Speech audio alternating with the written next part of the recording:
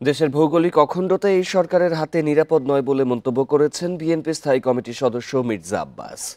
বৃহস্পতিবার বিকেলে কুমিল্লা শিল্পকলা একাডেমিতে বিএনপি সদস্য ফরম নবায়ন ও বিতরণ অনুষ্ঠানে তিনি এই মন্তব্য করেন। মির্জা আব্বাস বলেন, নির্বাচন যে কোনো রাজনৈতিক দলের ন্যায্য অধিকার, ভোটের অধিকারও জনগণের ন্যায্য অধিকার।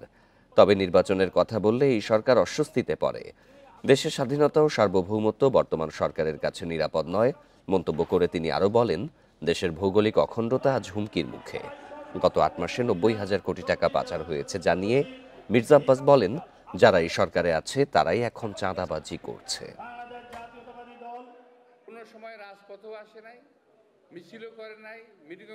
আর স্বাধীনতা সার্বভৌমত্ব নিরাপদ নয় এই সরকারের হাতে।